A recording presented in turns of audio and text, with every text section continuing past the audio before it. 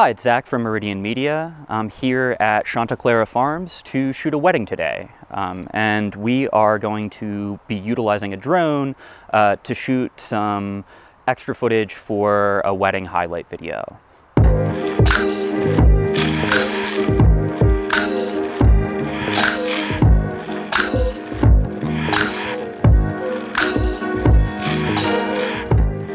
We are here at the venue about 2 or 3 hours before everything is getting started because we wanted to make sure that we had some unimpeded time to get this drone footage. Because drones can be very distracting, very loud, and require extra safety considerations, it's a good thing to do during a quiet time of the day where there's not lots of people around. So this is the DJI Air 2S. This drone can shoot in up to 5.4K. It has a fixed aperture, which means that you can't change the depth of field. You can change the ISO, so you can add or subtract exposure that way, but it does require that you get a set of ND filters for shooting out on a bright sunny day like today. So we're using the drone right now because it can get really smooth movement. And what we have is a nice wide open aisle here right through the middle of the ceremony space. So I'm gonna have the drone start at the back and move its way forward all the way to the front altar where the couple will be married in a few hours.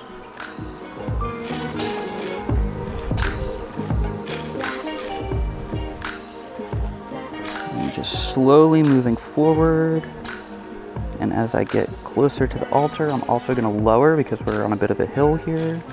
So I'm going to move it down to about there and try to land with the altar right in the center of the frame. Nice. I think the most obvious usage for drones at a wedding is to create establishing shots for your video. So be really helpful to get an overview of the entire venue. And when you're shooting outside at a place like this, so we're right outside of Deep Creek, Maryland at Santa Clara Farms, and this is just a beautiful venue, and you can't really appreciate just the majesty of the mountains and the landscape around you entirely from the ground. So by getting a drone up over top of the tree line, we can both establish where this location is and give people a view that they otherwise wouldn't be able to experience. What I'm doing now is just sort of moving over top of the venue and pushing forward while also tilting up and down in order to give us a little bit more dynamic movement in the frame. And as you're tilting up and moving over this venue like this, you can really kind of take in the scenery, create a feeling of setting in your story.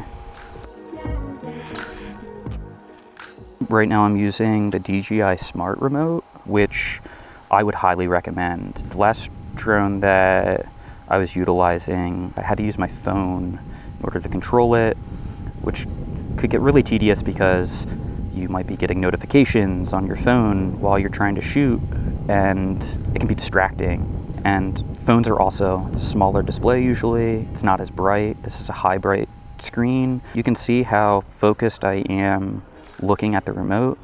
This is why it can be really helpful to have an extra set of eyes that can actually locate the drone in the sky. So you should always have line of sight to the drone. You should never be flying it in an area where you can't get your eyes on it. So I have a spotter here with me that is making sure that the drone is avoiding any kind of close contacts with other objects, and is also on hand to help with communicating to any wedding guests that might show up and need to be alerted that there's a drone active in the area right now. In order to fly drones commercially for wedding productions, you have to actually be commercially licensed. So I have my Part 107 UAS drone license. This allows me to make a profit off of drone flights and ensures that I've been properly trained on the regulations and rules for flying the drone. It makes sure that I have an understanding of airspace. All right, so I'm starting this right on this edge of the pond with the cabins that the couples are staying in the background. I'm just gonna go ahead and slowly push the drone forward over the pond.